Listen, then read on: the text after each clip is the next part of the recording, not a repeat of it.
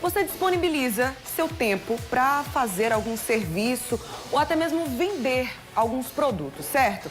Aí na hora do pagamento você tem dificuldade para receber, acontece bastante, né? O devedor diz que está apertado, que não tem condições no momento, mas aí quando você vai olhar lá no celular, vai dar uma olhada nas redes sociais, é foto dele com um celular caro, algumas viagens, comida em restaurante caro. Você já viu isso aí? Será mesmo que quem te deve não tem condições para pagar? Essas fotos podem ser usadas ou não como prova de possibilidade econômica aí para quem tá te devendo. Café com Direito no ar.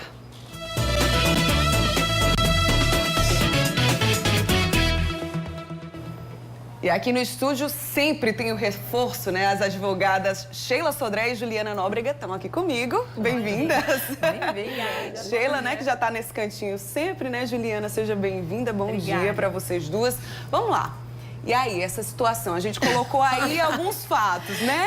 Situação complicada, polêmica. Todo mundo diz que a gente no Facebook, nas redes sociais, a gente é sempre feliz. A felicidade está exposta ali. Pois é, então essa vida privada que antes a gente lutou tanto para conseguir, que era o direito à privacidade, agora a gente, de livre e espontânea vontade, dá publicidade a tudo, declara tudo, mostra tudo. E aí, Juliana, o que fazer com essas pessoas que abrem a sua vida, vai andando no carrão e aí tome foto, né? E aí é o símbolo do belo do carrão. A pessoa tá num restaurante, tá, aí num instante, numa fase de execução, na hora de cobrança, a pessoa não tem nada, pede até justiça gratuita. Como fazer? Pode ou não pode? Ela é a especialista nesse assunto. Opa, então, Juliana, ajuda aí a gente. Eu acho que pelo menos uma vez na vida você já passou por isso aí.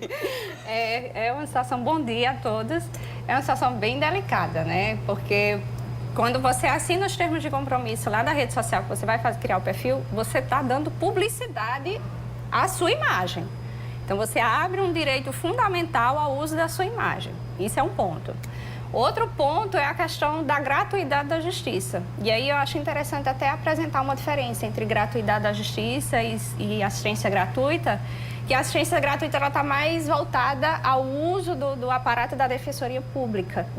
E a gratuidade da justiça é o pagamento daquelas despesas processuais. Aqui, como é caro, é uma média de 8% estadual, corre que todo mundo correr de pagar essas taxas. Exatamente. Infelizmente, o estado da Paraíba ela tem uma das despesas mais altas do país, né? Apesar do PIB, enfim, tem toda uma questão de cálculo.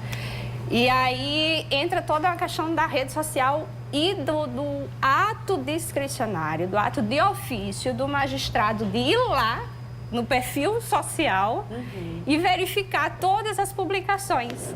Olha aí. E aí ver que o cara tá lá com um carrão, tá na viagem do ano, tá na festa mais badalada e ele diz, olha, é meio complicado.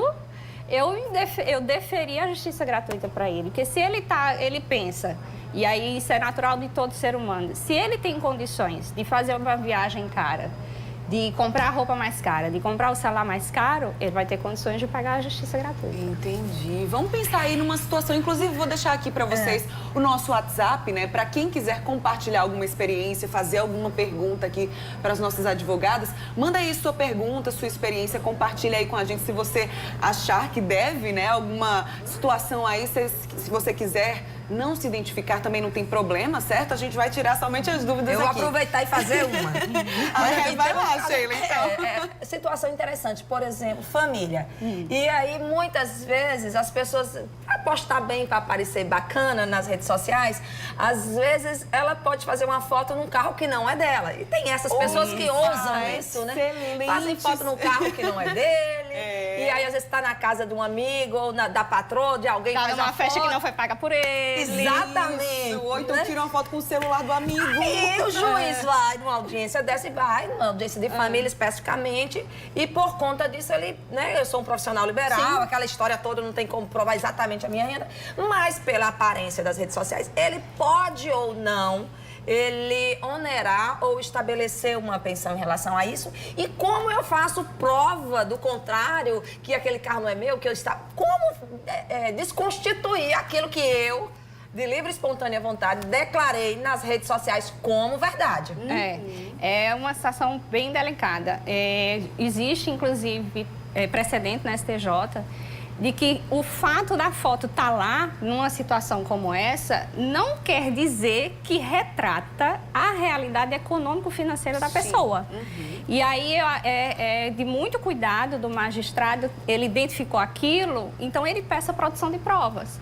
Ele peça para a parte que requereu o benefício da gratuidade da justiça para apresentar extratos bancários, declarações de imposto de renda e despesas fixas, recibos de despesas fixas como feira, aluguel, energia, que a gente paga todos os meses. Então, verificando aquelas despesas e o que ele realmente recebe, então dá para ele ponderar isso. Além disso, é possível ainda a questão do parcelamento. Isso é uma novidade que trouxe no direito processual brasileiro em 2015, a possibilidade de você onerar o requerente de forma parcial. Ele não tem dinheiro, ele não tem capacidade financeira. Eu não te dou a justiça gratuita, mas eu parcelo seu depois. Eu parcelo, ou você paga pelo menos os peritos, os honorários periciais, você pode pagar, mesmo de forma parcelada. Tudo vai depender da realidade econômico-financeira. E na execução? E na execução, por exemplo? Na execução, como a gente falou bem ali, qual é a preocupação na hora de provar e de executar alguém que ostenta esse patrimônio? Na rede social, ele está sempre mostrando o carro. Eu estou sempre no meu mesmo carro, porque o povo tem mania todo dia de manhã e fazer a mesma foto mostrando o carrão, né? Não sei, acha que... Mas é todo dia a mesma foto, a mesma pose naquele carro. E aí ela junta que o documento, que o carro não é dela, o documento está no nome de algum parente. Como provar fraude nesse sentido? Serviria isso como uma prova, para provar uma fraude ou alguma coisa do gênero? E aí, como prova única, exclusiva, eu não entendo que não. Eu entendo que não seria capaz de provar, porque existe até a questão das montagens, né? E aí a gente abre até esse ponto, e, enfim, a tecnologia está muito avançada nesse sentido. Mas é aquela coisa que eu falei.